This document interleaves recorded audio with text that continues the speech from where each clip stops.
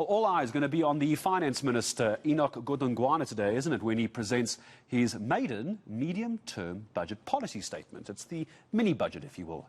Shortly after his appointment, he said that the country should focus on creating more jobs instead of raising funds for basic income grants. But how important have those income grants been for the period of COVID-19? Well, BUSA, Business Unity South Africa, agreeing with that. So Cas Coovadia is BUSA CEO, joining us now. Good morning to you, Cas. Always a pleasure having you on eNCA. So you agreeing with the Minister for more social grants. Is that reading correct of what you're saying?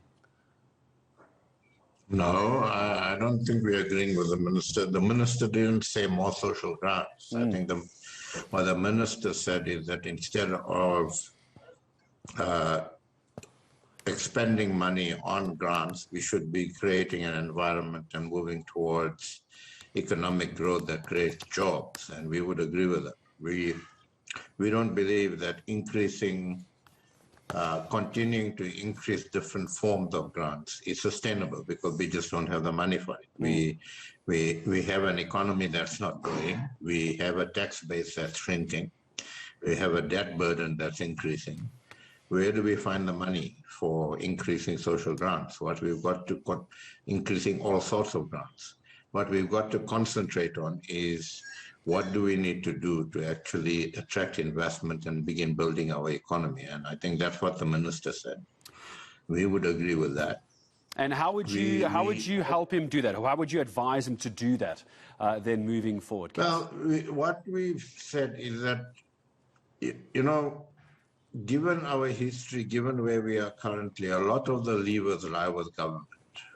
Business cannot create the environment for investment. Only government can create the environment for investment. And that is, and it's not just the Minister of Finance's job. It's unfortunately a whole of government job.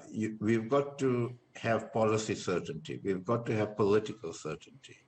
Government has got to speak with one voice. You can't have a cabinet that's not aligned behind the president.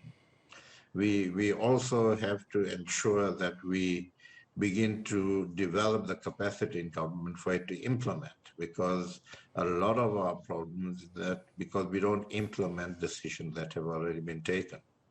Now, these are all issues that lie in the hands of government currently. We've indicated that where business can help in those circumstances is that we're prepared to, if government is prepared to talk to us about capacity that they might need, expertise that they might need, more than willing to assist with that and to get implementation going.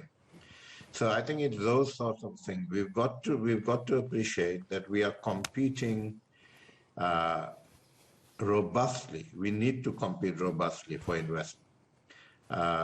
Post-COVID, many countries are beginning to rebuild, want to rebuild, and will be in the market for investment. And so we've got to compete with those countries, including countries just to the north of our borders on the continent, who are essentially saying we are open for business and we will create the environment for investment. And we need to do that. So a lot of that lies with government, and we need some hard decisions. So, the decision that the president took on raising the ceiling for embedded energy to 100 megawatts, it's that sort of courageous decision that we need. It was the correct thing to do, despite the fact that some parts of government were actually delaying that. And we need some hard decisions. We need some hard choices. And that's just where we are. And a lot of that needs leadership from government. And let's see if that leadership comes out today. It's always good to have you with us. I know there's always a lot to talk on, but that is the view as of today from Cas Coovadia, Business Unity South Africa CEO, ahead of the mini-budget, the medium-term budget policy statement, if you will. We can expect a lot more build-up to that later in the day from the Finance Minister and, of course, reaction once it's announced. Let's take